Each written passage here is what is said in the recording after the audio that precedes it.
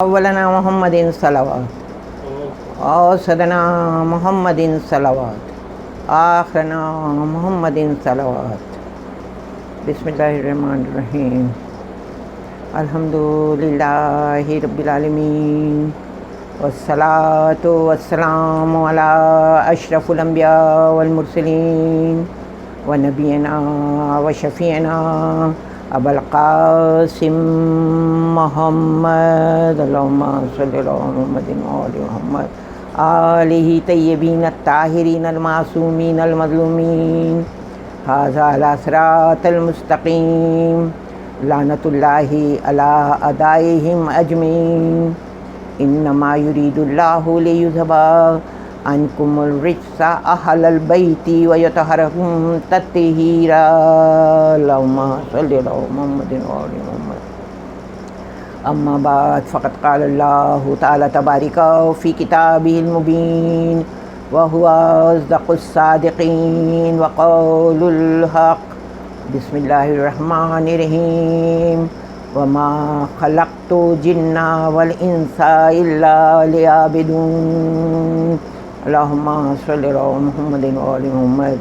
नाज़रीन, आज मेरा मौजू है इबादत। मकसद हयात इंसानी पर मैं रोशनी डालने की कोशिश करूँगी और अल्लाह का शुक्र अदा करती हूँ कि उसने मुझको इस लायक समझा कि मैं आप लोगों के सामने जो हूँ अपने ख़यालातों को पेश करूँ। और शुक्र है नाज़रीन के लिए कि उनको जो है इतनी मोहलत दी अल्लाह ने कि वो सुने और मैं बयान करूँ। मेरा मौजू है इबादत। मकसद हयात इंसानी की तरफ जब रुजू हो रहे हैं, देखिए जब दुनिया को खल्क़ किया गया तो उस वक्त सजा कर दुनिया को खल्क़ किया गया, हमें भेजा गया तो सजा संवार कर भेजा गया। लेकिन जब दुनिया पर इंसान आया तो दो किस्म में इंसान बढ़ गया। एक वो था कि जिसके पास सब कुछ था लेकिन वो जो है दिन और रात जाएगा करता था। एक वो था कि जिसको फ़िक्र नहीं थी कि हमें काहे के लिए दुनिया पर भेजा गया है, हम क्यों दुनिया पर आए हैं। ऐसे हालात में जो वो ज़िंदगी गुजार रहा था, मौलाए कायनात अली इब्न अबू तालिब अलैहिस्सलाम अल्लाहुम्मा सल्लि अला मुहम्मद व आलि मुहम्मद फरमाते हैं कि ये सोता हुआ इंसान है। जो मकसद की तरफ रुजू हो रहा था उसके लिए आपने फरमाया है जागता हुआ इंसान है, और ये फ़ैसला कर दिया गया है कि कोई सोता हुआ इंसान जन्नत में नहीं जाएगा तो जागता हुआ इंसान जन्नत में जाएगा। परेशान थे, पूछने वाले पूछ रहे थे कि अल्लाह ने तुमको सब कुछ दिया है और उसके बाद तुम क्यों रात में जागते हो। हमको तो इतना दिया भी नहीं है लेकिन हम आराम से सोते हैं। तो उन्होंने जवाब ये दिया कि परेशान मैं इस पर हूँ कि अल्लाह ने दुनिया को सजाया है और बग़ैर मकसद के जो है वो कोई काम नहीं होता। हम एक छोटा सा रुमाल सिलते हैं तो किस लिए? पसीना पोंछने के लिए। उसने इतनी बड़ी दुनिया को सजा दिया और उसके बाद नेमतों से नवाजने के बाद हमें इस दुनिया पर भेजा तो ज़रूर कोई मकसद होगा। और जब तक हमें मकसद मालूम नहीं हो जाता हम हर काम करते हैं कि कहीं ऐसा ना हो कि हश्र के मैदान में हम शर्मिंदगी से जाएँ और हम उस मकसद को पूरा न कर सकें कि जिस लिए अल्लाह ने हमें खल्क़ किया। कुदरत की नज़र पड़ रही थी कि हम मकसद से दूर हो रहे थे। कुछ लोग दुनिया पर आए, उन्होंने ये सोचा कि मकसद हयात इंसानी बस यही है कि हम बेहतरीन लिबास पहनें और दुनिया से चले जाएं। कुछ समझ रहे थे कि बड़ी बड़ी इमारतें बनवा के दुनिया से चला जाना है, और कुछ ये सोच रहे थे कि हमको सिर्फ़ खाने के लिए दुनिया पर भेजा गया है। तो मकसद हयात इंसानी के ऊपर मैं रोशनी डालूँगी नहीं कि मकसद हयात इंसानी है क्या।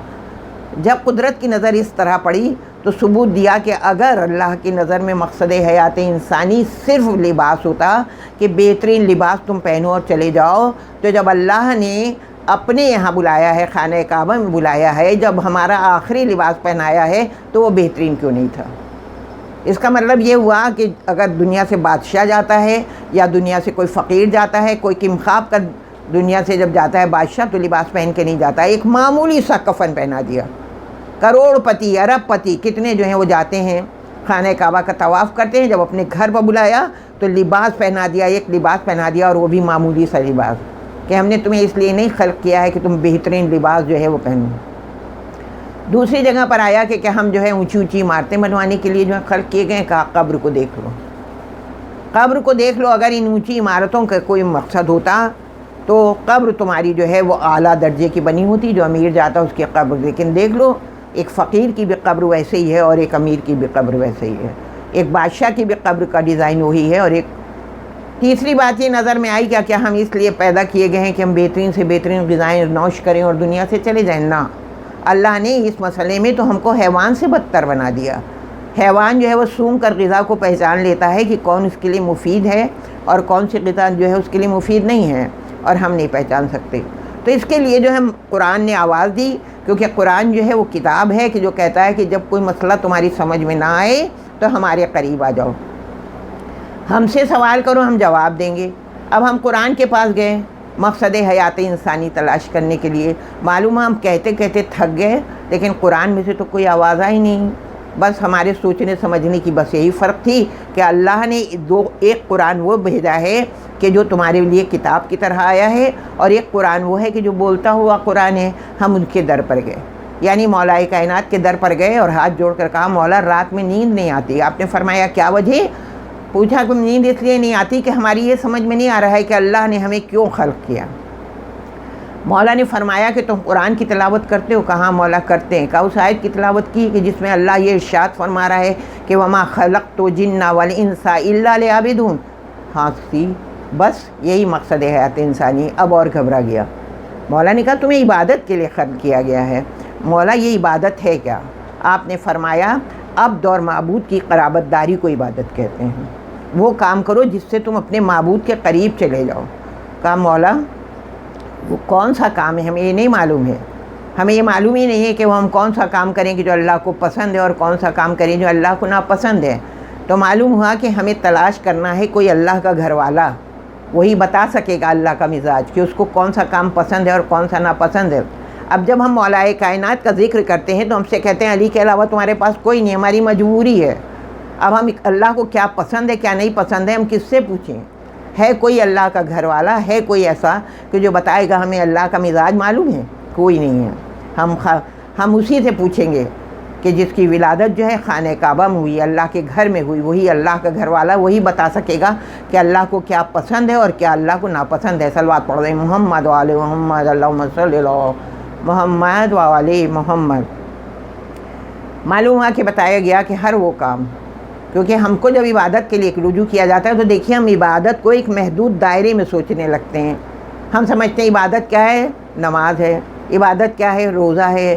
عبادت کیا ہے؟ حج ہے، زکوٰۃ ہے، خمس ہے، جہاد ہے۔ لیکن اگر یہی خالی عبادتیں ہوتی تو اللہ نے ہمیں اس طرح کہتا ہے کوئی مقصد ہی نہیں ہے، کوئی لمحہ، ایک لمحہ تمہارا خالی نہیں ہونا چاہیے کہ جو تم عبادت نہ کر رہے ہو۔ ایک لمحہ اللہ کو منظور ہی نہیں کہ میرا بندہ جو ہے مقصد سے ہٹ جائے۔ تو اگر آپ غور کیجئے کہ اگر وہ نماز ہی صرف عبادت ہوتی تو اللہ نے ہمارے جسم کو اس طرح کا خلق کیا ہوتا کہ ہم رات میں عبادت کریں اور دن میں، لیکن ہم تھوڑی دیر رکوع کرتے ہیں تو ہمیں تکلیف ہونے لگتی ہے، اگر ہم زیادہ دیر تک سجدے میں جاتے ہیں تو ہمیں تکلیف ہونے لگتی ہے۔ تو عبادت جو ہے ایک دائرے میں سما جانے والی چیز نہیں ہے، عبادت بہت وسیع ہے۔ ہر وہ عمل کہ جو اللہ کو پسند ہو بس وہی عبادت ہے۔ ہر وہ عمل اگر اللہ کہہ دے کہ اسے اچھا لگتا ہے کسی کا چہرہ تو ہم اس کا چہرہ دیکھیں گے تو عبادت ہے۔ اگر اللہ یہ کہتا ہے کہ کسی کو مسکرا کے دیکھ لو، یہ اگر اچھا لگتا ہے ہم نے مسکرا کے دیکھا تو ہم نے عبادت ہے۔ تو معلوم ہے کہ یہ فائنل ہو گیا، یہ بالکل طے ہو گیا کہ کوئی مقصد نہیں ہے، بس مقصد حیات انسانی یہ ہے کہ دنیا پر آنے کے بعد ہمیں وہ عمل کرنا ہے کہ جو اللہ کو پسند ہے، بس ہم اسی طرف راغب ہو گئے۔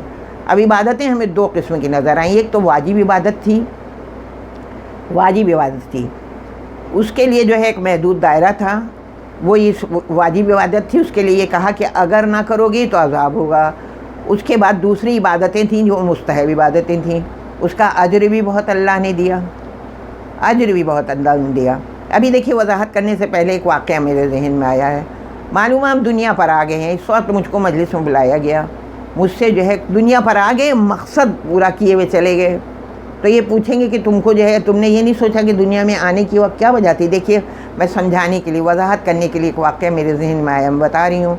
مان لیجئے کہ آپ نے مجھے بلایا، جب سے میں آئی اس وقت سے آپ ناشتہ پیش کر رہے ہیں، مجھ کو یہ دے رہے ہیں وہ دے رہے ہیں سب۔ اس کے بعد جو ہے جب انہوں نے کہا کہ بسم اللہ آپ مجلس پڑھیے تو میں نے کہا میرا موڈ نہیں ہے۔ تو کیا کہا جائے گا کہ جب موڈ نہیں تھا تو آپ آئے کیوں تھے؟ آپ آئے کیوں تھی جب آپ کا موڈ نہیں تھا؟ تو کیوں ہم آئے ہیں تو ہمیں اس مقصد کو پورا کرنا ہے، ہمیں سوتا ہوا انسان نہیں بننا ہے۔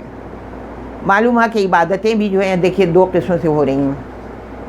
ایک مرتبہ مولا سے پوچھا گیا کہ مولا یہ بتائیے کہ ہم بھی عبادت کرتے ہیں، آپ بھی عبادت کرتے ہیں. اب ہمیں یہ بتائیے، وہ لوگ ہیں کہ جو اپنا جیسا علی کو سمجھتے ہیں اور وہ یہ سوال کر رہے ہیں کہ آقا یہ بتائیے کہ ہم کو اتنا سا بتا دیجئے کہ آپ بھی عبادت کرتے ہیں، آپ بھی نماز پڑھتے ہیں، ہم بھی نماز پڑھتے ہیں، آپ کی نمازیں، کہا گیا علی کی نمازیں، علی کی عبادت میں کیا فرق ہے؟ مولا فرماتے ہیں کہ تم جو ہو کس طرح عبادت کرتے ہو. تم شوق میں عبادت کرتے ہو، خوف میں عبادت کرتے ہو اور لالچ میں عبادت کرتے ہو. جنت کی لالچ میں عبادت کرتے ہو. یہ عبادت جو ہوتی ہے وہ ہوتی ہے بزنس مین کی، جو بیچتے ہیں، سب سامان بیچتے ہیں اور اس کے بعد ان کو معلوم ہوتا ہے کہ ہم کو جو ہے نفع ہوگا. یہ عبادت جو ہے. اس کے بعد تم خوف میں عبادت کرتے ہو. یہ عبادت کیا ہے؟ تم جہنم کے خوف میں عبادت کرتے ہو کہ عبادت نہیں کریں گے تو جہنم میں چلے جائیں گے. تو یہ بھی عبادت جو ہے یہ کس کی ہے؟ یہ غلاموں کی عبادت ہوئی. تیسری عبادت جو ہے، تم شوق میں عبادت کرتے ہو، خوف میں عبادت کرتے ہو اور لالچ میں. تم شوق میں جنت میں جانے کے شوق میں عبادت کرتے ہو. بس فرق یہی ہے میری عبادت میں اور تمہاری عبادت میں کہ نہ عبادت شوق میں ہونا چاہیے، اللہ کہتا ہے، نہ عبادت خوف میں ہونا چاہیے، نہ لالچ میں ہونا چاہیے. مولا پھر آپ کا کیا جذبہ ہوتا ہے، آپ کی کیا نیت ہوتی ہے؟ تم عبادت کرتے ہو کہ ہم عبادت کریں گے اور ہمیں جنت مل جائے گی. یہ کون سا ہوا؟ کاروبار کرنے والوں کی عبادت ہوئی. جنت معلوم ہے کہ خوف میں عبادت ہے کہ اگر عبادت نہیں کریں گے تو ہم جہنم میں چلے جائیں گے ہیں. اور شوق جہنم میں تو شوق جنت میں تم عبادت کر رہے ہو. علی عبادت جو کرتا ہے تو نہ شوق میں کرتا ہے، نہ خوف میں کرتا ہے، نہ لالچ میں کرتا ہے. علی عبادت کرتا ہے اس لیے کہ پروردگار تو لائق عبادت ہے، اس لیے میں عبادت کر رہا ہوں. صلوات پڑھ دیں محمد و آل محمد. معلوم ہوا کہ ہر عبادت کے لیے جو ہے وہ نیت کی ضرورت ہے. اب اس وقت انشاءاللہ اور آگے جو مجالس میری ہوں گی اس میں ایک ایک عبادت کی الگ الگ جو ہے وضاحت کروں گی. سب سے پہلے میں نماز کا اس وقت جو ہے میں تھوڑا بہت آپ روشنی ڈال کر آگے بڑھنا چاہ رہی ہوں کہ مان لیجئے ہم نے مان لیا کہ سب سے اللہ کو جو عمل پسند ہے وہ عبادت نماز ہے. لیکن وہ عبادت کے جو تم نے جو ہے غفلت کی عبادت جو ہے وہ کہتے ہیں نہج البلاغہ میں مولا کائنات فرما رہے ہیں، مولا علی فرما رہے ہیں کہ یقین کی عبادت بے یقینی کی عبادت کرنے سے بہتر ہے کہ یقین کی نیند تم سو جاؤ. اور اگر بغیر یقین کے بغیر سمجھے تم نے کوئی بھی عبادت کی ہے تو عبادت کے ذائقے میں فرق آ جائے گا. ایک مرتبہ سوال کیا، ایک شخص ہے وہ نماز پڑھ رہا ہے اور 5 وقتہ نمازی ہے اور سب کچھ ہے، لیکن اسے یہ معلوم نہیں ہے کہ نماز کیا ہے. اس کی نمازیں دیکھیے. ایک شخص ہے کہ جس کو یہ معلوم ہے کہ نماز کیا ہے، وہ پڑھ رہا ہے، اس کے جذبے کو دیکھیے، بالکل فرق ہو جاتا ہے. تو سوال کیا کہ مولا یہ بتائیے کہ یہ نماز کیا ہے اور یہ قرآن کیا ہے، بس اتنا بتا دیجئے. کہا تلاوت قرآن کرو گے تو آنکھوں کی بینائی جو ہے رہے گی، قرآن تلاوت قرآن کرو گے تمہاری روزی میں برکت ہوگی، جو دعا کرو گے مستجاب ہو جائے. لیکن یہ بتائیے کہ یہ ہے کیا؟ اور آپ لوگوں کی بھی بہت توجہ چاہوں گی کیونکہ یہ قرآن اور نماز یہ برابر سے کہا گیا. قرآن پڑھو گے تو تم کو یہ ہوگا، نماز پڑھو گے تو نماز کیا ہے؟ سب سے پہلے یہ اس کی ڈیفینیشن سنیے. اللہ کے درگاہ میں شکر ادا کرنے کا بہترین ذریعہ جو ہے نماز ہے. اور شکر کاہے کا ادا کریں؟ کاہے کا ادا کریں؟ کس کا ادا کریں؟ آپ کو معلوم ہے جو نعمتوں سے اللہ نے نوازا ہے ہمیں، اگر آنکھیں نہ دی ہوتی تو کیا کرتے؟ اگر ہم کو جو ہے وہ اپاہج بنا دیا ہوتا تو کیا کرتے؟ اللہ نے ہمیں ساری نعمتوں سے نوازا ہے، اس کا جو ہے ہمیں شکر ادا کرنے کا بہترین ذریعہ نماز ہے، بہترین ذریعہ نماز ہے.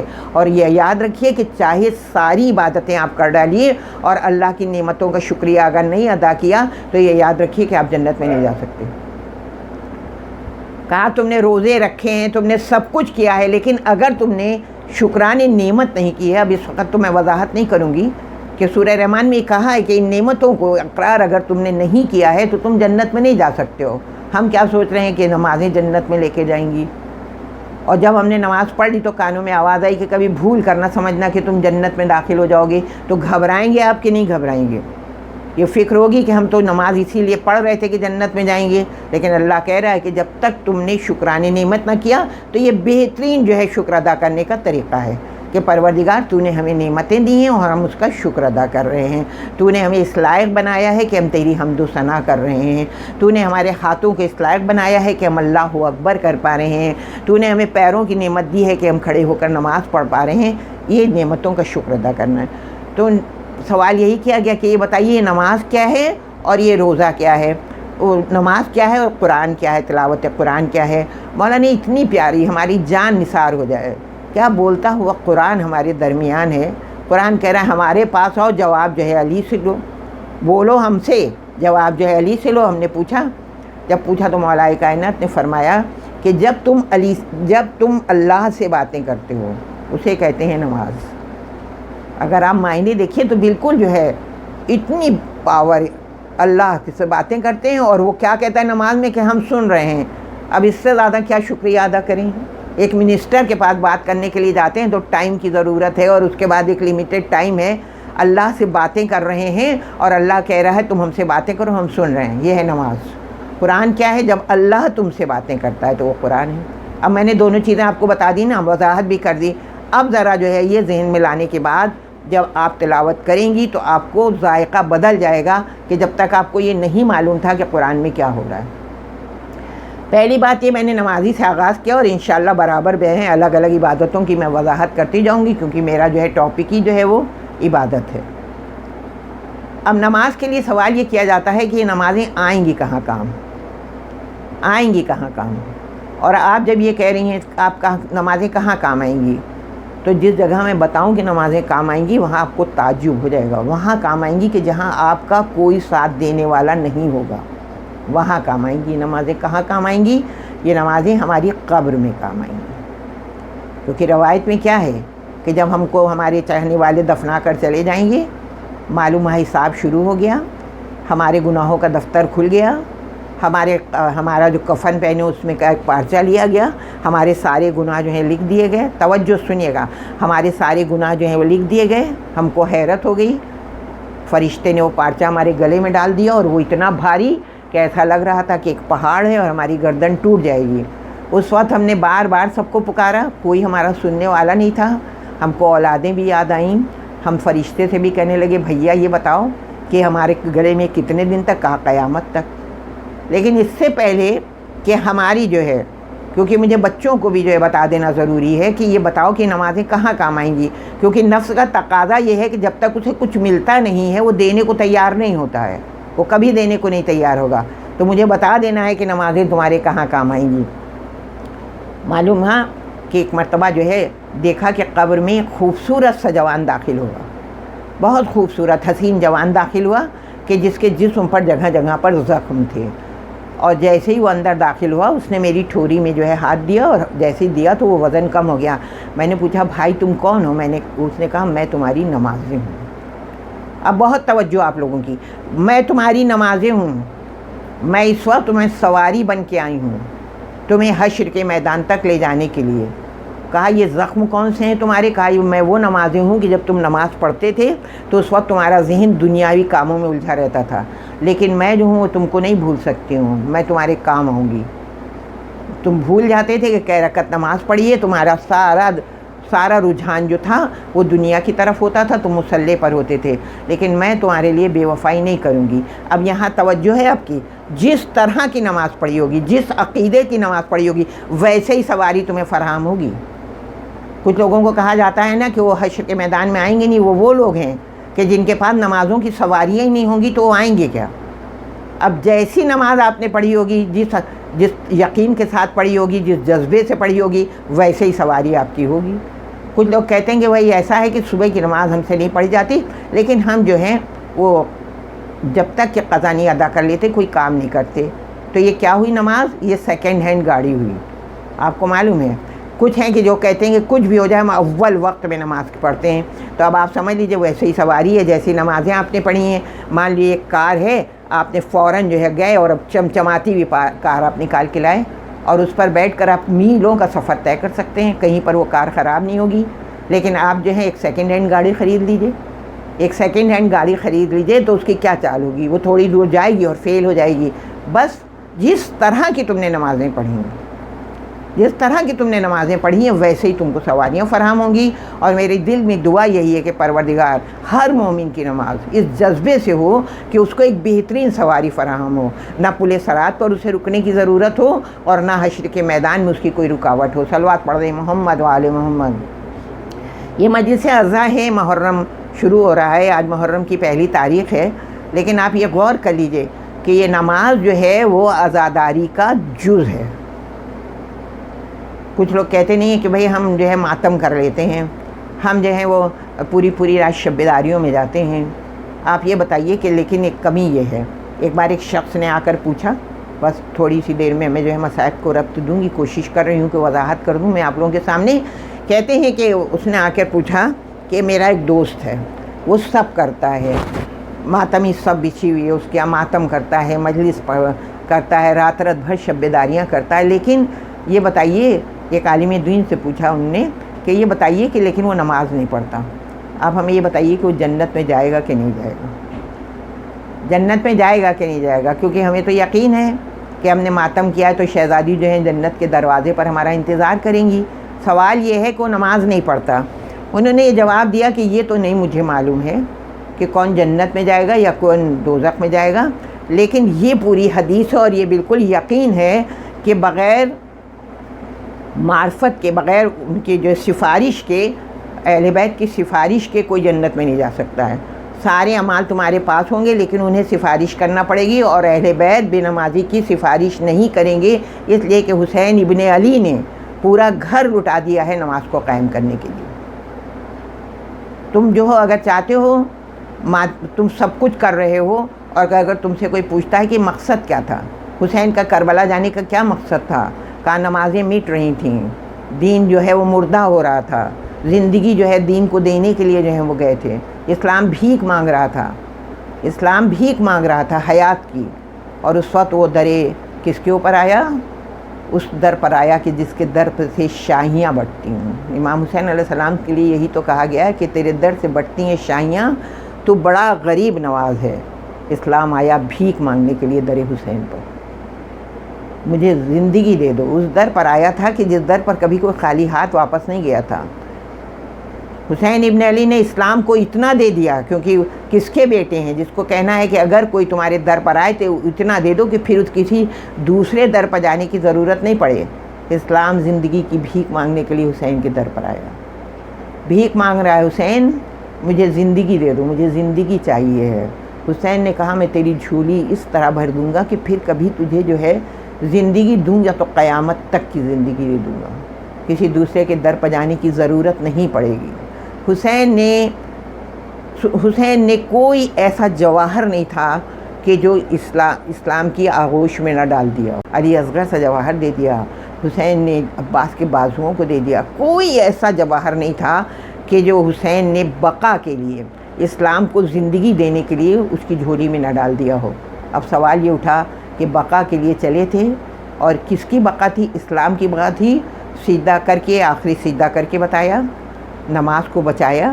اور آج اگر ہم عزاداری کرتے ہیں اور نماز نہیں پڑھتے ہیں تو یاد رکھیے کہ ہم عزاداری، اگر کوئی دوسرا آ کے پوچھے کہ کیوں کر رہے ہو، کاہے کے لیے کر رہے ہو، حسین نے کیا کیا تھا، اور ہم نماز نہیں پڑھ رہے ہیں، تو ہم جواب نہیں دے پائیں گے کہ ہم اس عزاداری کو، حسین کی قربانی کو سیو کر پا رہے ہیں، حسین کی قربانی کو ہم سیو کر پا رہے ہیں۔ نماز پڑھنا ہے، نمازی کے لیے بتا رہی تھی کہ جب تم سے سوال کیا جائے گا عبادتوں کا، تو جو عبادتیں واجب ہیں انہی کا سوال کیا جائے گا۔ اگر تم سے نماز کا سوال کیا جائے گا تو تم یہ نہیں کہو گے کہ ہم نے نماز تو نہیں پڑھی تھی لیکن ہم نے یہ کار خیر کیا تھا، ہم نے مدرسے بنوا دیے تھے، ہم نے مدرسے بنوا دیے تھے، ہم نے بہت یتیموں کے سر پر ہاتھ رکھا تھا۔ جواب یہ آئے گا کہ یہ جو تم عبادت کر کے آئے ہو، یتیموں کے سر پر ہاتھ رکھ کے آئے ہو، مدرسے بنوا کے آئے، یہ تمہاری کم نمازوں کو جو ہے برابر کر دیں گی۔ لیکن اگر تم نماز پڑھی کے نہیں آئے ہو، نماز پڑھی کے نہیں آئے ہو، تو کبھی تصور نہ کرنا، کبھی تصور نہ کرنا اگر تم نماز پڑھ کے نہیں آئے ہو۔ ایک اور چھوٹا سا میں دیتی ہوں کہ جیسے مان لیجئے کہ تم مقصد پورا نہیں کر کے آئے ہو، مان لیجئے کہ ایک جو ہے ایک شخص ہے، اس کا بچہ بیمار ہے۔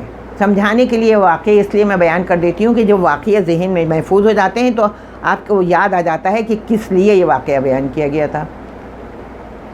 کہا ہے کہ ایک مالک ہے، اس کا بچہ بہت بیمار ہے، وہ نوکر سے کہتا ہے کہ جاؤ فوراً دوا لے کر آؤ۔ نوکر گیا، نوکر جو گیا تو راستے میں اس نے دیکھا کہ بہت سستی جو ہے وہ کچھ چادریں بک رہی تھیں، اس نے خرید لیا، اور آگے بڑھا اور آگے بڑھا، اور آنے کے بعد جو ہے اور آگے بڑھ گیا، اور آگے دیکھا کہ اس نے اور کچھ سامان تھا وہ بھی خرید لیا۔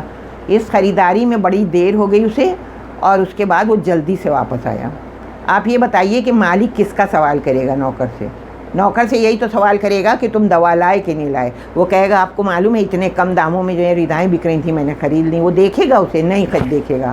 کہا یہ دیکھیے یہ ہم کھانے پینے کا اتنا سستا سامان لے آئے، نہیں دیکھے گا اور نوکر کو نکال دے گا۔ دوسرا نوکر ہے جس سے وہ کہتا ہے کہ جاؤ، وہ گیا، لیکن وہاں جانے کے بعد تھوڑی دیر راستے میں سو گیا اور اس کے بعد پھر ایک دم سے جو آنکھ کھلی تو اسے یاد آیا کہ دوا لینا تھا۔ تو جب وہ دوا لینے کے لیے گیا تو اس نے سب سے پہلے جو ہے حکیم سے یہ کہا کہ اس میں جواہر مورا ملا دیجیے گا، یعنی وہ جیسے کہتے نہیں کہ وہ دوا کہ جو جلدی اثر کر جائے، وہ دوا جو ہے وہ لینے کے لیے گیا۔ توجہ سنیے گا اس واقعے کو۔ کہا وہ دوا لینے کے لیے گیا کہ یہ اثر جلدی کر جائے، دیر ہو گئی تھی۔ غصے کے تیش میں جو ہے مالک ٹہل رہا تھا کہ میرا بچہ بخار میں بھون رہا ہے، یہ کہاں چلا گیا۔ لیکن جب وہ آیا اور دوا لے کر آیا اور اس نے فوراً آ کر یہ کہا مالک سے کہ ہم ایسی دوا لائے ہیں کہ بہت جلدی اثر کرے گی، ہم نے اس میں جواہر مورا بھی ملوا دیا ہے، تو مالک کا غصہ ختم ہو گیا اور وہ خوش ہو گیا۔ بالکل ٹھیک اسی طرح ہماری نمازیں ہیں۔ ہماری نمازیں ہیں، یہ معنی ہے کہ ہم نے سلو جو ہیں پڑھی ہیں، لیکن کیونکہ پڑھی ہیں اور اس کے ساتھ اہل بیت کی محبت جو ہے وہ جواہر مورا بن گئی ہے، تو جب یہ درگاہ رب العزت میں جو ہے پیش کی جائیں گی یہ نمازیں کہ جس کے ساتھ اہل بیت کی محبت شامل ہے، تو اللہ جو ہے ہماری نماز کو قبول کر لے گا۔ صلوات پڑھ دیں محمد و آل محمد کو۔ بس عزاداران امام، مقصد کی طرف رجوع کر رہی ہوں کہ اس وقت میرا رجحان کہاں پر ہے کہ ایک وقت ایسا آتا ہے فاطمہ کے لال کے لیے، ایک وقت ایسا آتا ہے حسین ابن علی کے لیے کہ ان سے مطالبہ کیا جاتا ہے۔ میری ایک تو یہ سمجھ میں نہیں آتا کہ حسین گوشہ نشین تھے، آپ غور کیجئے، گوشہ نشین تھے حسین نے نہ کبھی جو ہے کسی کو پریشان کیا ہے، نہ یزید کے سامنے آ کر جو یہ کہا ہے کہ یہ میرا حق ہے میں تم سے چھیننا چاہتی ہوں۔ لیکن یہ کیا وجہ تھی کہ یزید جو ہے وہ بیعت کا مطالبہ کر رہا ہے؟ اس کو بالکل معلوم ہے، میں آپ کو بتاؤں، جیسے مان لیجئے کہ دو دکاندار ہیں اور ایک جو ہے وہ ایک دکاندار ہے، دونوں کے پاس مال برابر ہے، لیکن اس ایک میں کچھ ایسی خاصیت ہے مال میں کہ لوگ جو ہے جا رہے ہیں اور بار بار وہیں سے لے رہے ہیں۔ وہ کہتا ہے کہ نہیں ہمیں نہیں دینا ہے، لیکن وہ لے رہے ہیں۔ بالکل سیم وہی والی بات تھی کہ حسین کے پاس ایک نایاب گوہر ایسا تھا کہ جس کو وہ خریدنا چاہتا تھا، لیکن حسین نے دینے سے انکار کر دیا۔ اور جواب کیا دیا؟ اپنے کو وارث عیسیٰ، وارث موسیٰ، وارث آدم، وارث نوح، وارث یحییٰ، ثبوت یہ دیا کہ جس وقت آپ سے مطالبہ کیا گیا ہے بیعت کا تو اس وقت حسین ابن علی نے کیا جواب دیا تھا؟ آپ نے یہ نہیں فرمایا تھا کہ ہم بیعت نہیں کرتے، کہا ہم ایسے کبھی تم ایسوں سے بیعت نہیں کرتے۔ بتایا کہ اگر آدم نے ابلیس کی بیعت کر لی ہوتی تو حسین یزید کی بیعت کر لیتے، اگر ابراہیم نے نمرود کی بیعت کر لی ہوتی تو حسین یزید کی بیعت کر لیتے۔ انکار کر دیا بیعت سے، اور اس کے بعد جو ہے تیاری کر دی سفر کی۔ اور یہ ایک ایسا سفر تھا کہ اب آپ غور کیجئے کہ ذرا تصور کر لیجئے کہ ہم اگر کسی لمبے سفر کے لیے جاتے ہیں، ہم جب جاتے ہیں کسی لمبے سفر کے لیے اور ہم کو یہ معلوم ہوتا ہے کہ ہم آ جائیں گے، لیکن اس کے بعد کیا ہوتا ہے، ہمارے جو ہیں رشتہ دار ہم سے ملنے کے لیے آتے ہیں، اور جو لوگ جو ہیں کچھ رشتہ دار جو نہیں آ پاتے ہم ان سے ملنے کے لیے جاتے ہیں۔ جب ہماری سواری چلتی ہے، سب خدا حافظ کہتے ہیں تو ہم مڑ مڑ کے ان گلیوں کو دیکھتے ہیں کہ جہاں ہم رہا کرتے تھے، مڑ مڑ کے اس مکان کو دیکھتے ہیں۔ جب سفر کا ذکر آتا ہے تو مجھے یاد آتا ہے کہ جب حسین نے سفر کا انتظام کیا ہوگا تو اس وقت کانوں میں حسین کی بہن کی آواز آئی کہ حسین کسی سفر کے لیے آمادہ ہیں۔ بس یاد آ گیا کہ جب جناب زینب کا عقد ہوا تھا تو سب سے پہلے مولا کائنات نے یہی فرمایا تھا کہ عبداللہ دیکھو میری زینب جب عراق کے لیے جو ہے سفر کے لیے آمادہ ہو یا حسین جو ہے مدینہ چھوڑ رہا ہو تو اس کو میری زینب کو اجازت دے دینا بھائی کے ساتھ جانے کی، کیونکہ یہ وہ بہن ہے کہ جو بھائی کے بغیر رہ نہیں سکے گی۔ ایک مرتبہ آپ ذرا غور سے سنیے کہ کیا حالات ہیں۔ جناب زینب رخصت ہو کے گئی ہیں اور روزانہ امام حسین علیہ السلام ملنے کے لیے جاتے ہیں۔ اگر دیر ہو گئی ہے تو زینب دروازے پر جو ہے بیٹھی ہوئی انتظار کر رہی ہیں، وہ زینب بھائی کے ساتھ جا رہی ہے۔ سفر تیار ہونے لگا، چاروں طرف سے سواریاں جو ہیں آ گئیں، قناتیں لگ گئیں، اور اس کے بعد جناب زینب کو جو معلوم ہوا سر پہ ردہ رکھی، کہا بھائی کہاں جا رہے ہو؟ بھائی ہم بھی چلیں گے، ہم تمہارے بغیر زندہ نہیں رہ سکیں گے بھیا، کہا اجازت لے کر آؤ۔ معلوم ہوا کہ تاریخ یہ بتاتی کہ پہلی مرتبہ جناب عبداللہ کے پیروں کے قریب جناب زینب آ کے کھڑی ہو گئی، کہا مجھے اجازت دے دیجیے۔ آپ نے فرمایا کاہے کی اجازت؟ کا میرا بھیا جا رہا ہے، آپ کو معلوم میں اپنے بھائی کے ساتھ بغیر رہ نہیں سکتی ہوں۔ آپ نے اجازت دی، جناب زینب نے سب تیاریاں کی اور آ گئی۔ آنے کے بعد تھوڑی دیر کے بعد یہ دیکھا کہ جناب عبداللہ اور محمد کو لیے ہوئے ساتھ میں چلے آ رہے ہیں۔ جناب آئی امام حسین علیہ السلام کے ساتھ، اور آنے کے بعد آپ نے کیا عرض کی؟ کہا میرے بھائی تمہیں معلوم ہے یہ 2 ہدیے میں جو ہے تمہیں کو دے رہا ہوں کہ جب وقت پڑے تو تمہارے اوپر سے یہ قربان ہو جائیں گے اور تمہاری جان کو بچا لیں گے، یہ میں تمہیں دے رہا ہوں، اسے تم قبول کر لو۔ کیا انتظام تھا، کیا شان تھی! وہ بہن جا رہی تھی کہ جس کو کتنے دن تک، 1 سال تک بغیر بھائی کے رہنا تھا، آج ایک ایک لمحے میں مڑ مڑ کے بھائی کو دیکھ رہی تھی۔ تھوڑی دیر کے بعد کیا دیکھا؟ تھوڑی دیر کے بعد دیکھا کہ حسین نظر نہیں آ رہے۔ تڑپ گئی زینب کہ میرا بھیا کہاں ہے؟ ہماریاں تیار ہو گئی ہیں، بیویاں تیار ہو رہی ہیں، سفر کا بالکل ارادہ ہو گیا ہے، مدینہ چھوڑنا ہے، میرا بھیا کہاں چلا گیا؟ پوچھا جناب عباس سے، کہا میں نے جو ہے مولا کو مادر گرامی کی قبر کی طرف جاتے ہوئے دیکھا ہے، جنت البقیع کی طرف جاتے ہوئے دیکھا ہے۔ بس جناب زینب نے سر پہ چادر ڈالی، آ کر جب منظر دیکھا حسین قبر کو سینے سے لگائے ہوئے سو رہے تھے۔ شانہ ہلایا، بھیا بھیا بہن آئی ہے تمہیں لینے کے لیے، بھیا تم سو رہے ہو۔ بس جاگے حسین، کہا کہنے لگے، فوراً آپ نے جو ہے فرمایا بہن مجھے اپنے ماں کا سینہ یاد آ گیا، بہن میری آنکھ لگ گئی اور میں نے دیکھا کہ میری ماں کہہ رہی ہے حسین گھبراؤ نہیں، میں تمہارے ساتھ ہوں، مدینے میں تمہارے ساتھ رہوں گی، کربلا میں تمہارے ساتھ رہوں گی۔ اور یہیں پر جو ہے سفر کا جب آغاز ہوتا ہے، معلوم وہاں کے کانوں میں آواز آئی، جناب زینب کہتی ہیں کہ بھیا میں اس لیے تمہیں بلانے کے لیے آئی ہوں کہ سب سوار ہو رہے ہیں لیکن علی اصغر جو ہیں وہ گود سے نہیں آ رہے ہیں، فاطمہ صغریٰ کی گود سے نہیں آ رہے ہیں، چلو علی اصغر کو بھی تو چلنا ہے نا۔ حسین کو لے کر آئیں۔ کتنا افسوس تھا کہ جب یہی بہن قبر سید عالم سے حسین کو لے کر آئی تھی اور جب یہ واپس آئی ہے تو یہی کہہ کے ماں کے قبر پر گر گئی تھی کہ اماں یہاں سے بھائی کو لے کر گئی تھی اور آج خالی ہاتھ زینب آئی ہے۔ بس عزاداران امام، کیا منظر تھا!